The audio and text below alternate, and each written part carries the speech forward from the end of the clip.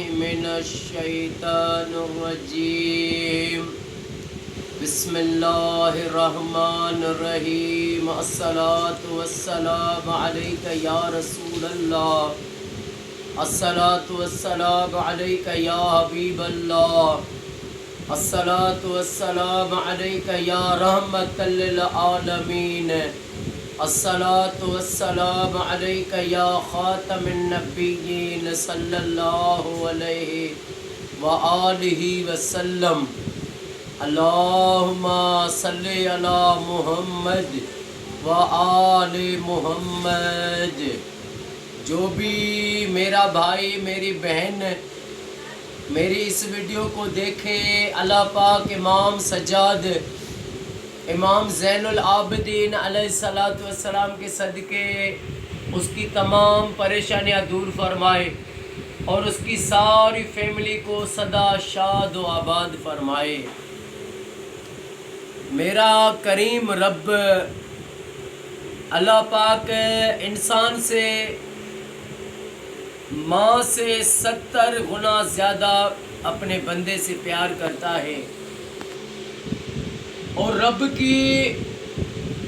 کی جو رحمت ہے وہ ایک بہانہ ڈھونڈتی ہے کہ بندہ کوئی ایسا کام کرے تو میں اس کو بخش دوں۔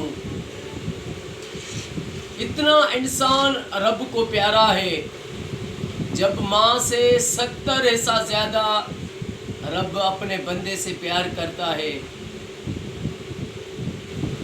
حدیث پاک میں ہے، میرے آقا کریم حضرت محمد مصطفیٰ صلی اللہ علیہ وآلہ وسلم کا فرمان ہے کہ قیامت کے روز اللہ تعالیٰ ایک بندے کے لیے حکم فرمائے گا کہ اس کو جو ہے اس کے گناہ ہیں زیادہ، اس کو دوزخ میں لے جاؤ۔ اس کو جب دوزخ کی طرف وہ جائے گا، دوزخ تھوڑا وہاں سے دور ہوگا، وہ جیسے دوزخ کی طرف جائے گا تو تھوڑا ایک حصہ وہاں سے آگے چلے گا تو پیچھے مڑ کر دیکھے گا، پھر تھوڑا آگے جائے گا، پھر پیچھے مڑ کر دیکھے گا، اور پھر تیسری بار جب وہ دوزخ کے قریب ہوگا پھر وہ چلے گا تو پھر وہ مڑ کر پیچھے دیکھے گا۔ میرا کریم رب فرمائے گا اس کو رک جاؤ، تو کیوں بار بار پیچھے دیکھ رہا ہے؟ حالانکہ میرے رب کو تو سب پتا ہے۔ تو وہ بندہ کہے گا کہ یا اللہ، جب میں دوزخ کی طرف جا رہا تھا تو پہلی بار جب میں نے پیچھے مڑ کر دیکھا تو مجھے تیرا یہ فرمان یاد آ گیا کہ اللہ رحمان ہے، رحیم ہے، غفور ہے۔ میں نے پیچھے دیکھا، ہو سکتا ہے مجھے رب بخش دے۔ پھر دوسری بار میں آگے چلا، پھر میں نے دیکھا، مجھے پھر تیرا فرمان یاد آ گیا کہ کون ہے اللہ کے سوا جو بخشے۔ پھر میں آگے چلا، میں نے پھر پیچھے دیکھا کہ میرا رب جو ہے مجھے ہو سکتا ہے آج بخش دے۔ پھر میں آگے چلا تو پھر مجھے تیرا یہ فرمان یاد آ گیا، اے میرے حبیب، ان سے کہہ دو کہ تیرا رب بڑا رحمان رحیم ہے، غفور و رحیم ہے۔ پھر میں نے دیکھا کہ ہو سکتا ہے میرا کریم مجھ پر آج رحم کر دے۔ تو اللہ تبارک و تعالی فرشتوں کو حکم دے گا، فرشتوں اس میرے بندے کو اب دوزخ میں نہیں، اس کو جنت میں لے جاؤ، اور پھر اس کو جنت میں لے جائیں گے۔ جس طرح حدیث پاک میں ہے کہ قیامت کے دن جب حساب گناہ ثواب تولے جائیں گے تو ایک شخص کے جو گناہ بڑھ جائیں گے تو وہ دیکھے گا کہ ایک نورانی صورت والی ہستی تشریف فرما ہوئی ہے، اور ان کے پاس ایک پرچی ہے، وہ نکال کر اس کے ثواب والے طرف رکھیں گے تو اس کے ثواب بڑھ جائیں گے۔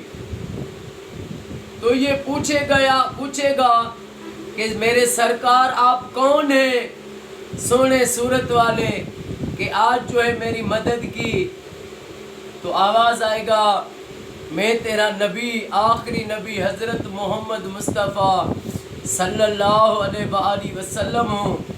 تو نے دنیا میں مجھ پر ایک بار درود پاک پڑھا تھا، وہ تیرا درود پاک میرے پاس پڑا تھا، اگر آج تیری مدد کو نہ آتا تو کب آتا؟ سبحان اللہ، میرا اللہ بھی کریم، میرا نبی بھی کریم۔ کریماں بے بخشا اے برحال ماں کہ ہستم اسیر کمند ہوا، نداریم غیر از تو فریاد رس، تو ہی آسی یارا خطا بخش بس۔ تو انسان کو جب میرا رب اتنا کریم ہے، اس کے کرم ہے، اور ہمارا آقا کریم ہے، تو ہمیں بھی ہر انسان کو یہ چاہیے کہ وہ ایسے کام نہ کرے جس سے میرا رب ناراض ہو۔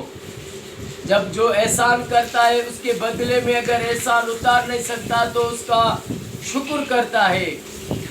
تو انسان جو ہے اپنے رب کے اور رب کے حبیب کے اتنے احسان ہیں ہم پر، تو ہم اس کا شکر ادا کریں، اور ہمیں چاہیے کہ ہم دنیاوی معاملات کو چھوڑیں، ہم اللہ رسول کے عشق میں آ جائیں، اور کبھی کسی کی غیبت نہ ہو، کسی کی دل آزاری نہ ہو، کسی پر چغلی بہتان نہ ہو، اور کسی اللہ والے سے دل میں بغض نہ ہو۔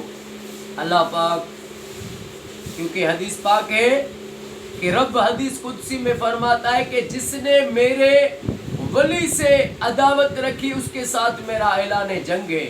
تو جسے رب جنگ کرے تو وہ برباد ہو جائے گا۔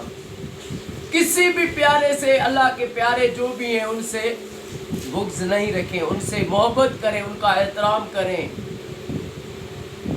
اللہ پاک ہمیں ساری زندگی، آخری جو سانس ہوگی اس آخری سانس تک رب ہمیں آقا کریم صلی اللہ علیہ وآلہ وسلم پر درود پاک پڑھنا نصیب فرمائے۔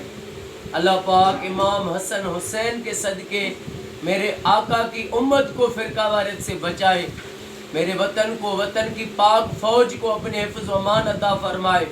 سارے پاکستان، سعودی میں، ایران میں، عراق، شام میں، ساری دنیا میں جہاں بھی مسلمان رہتے ہیں مومن، اللہ ان کو یہ سعادت دے کہ وہ اپنے گھر میں لاکھ درود شریف پڑھوائیں۔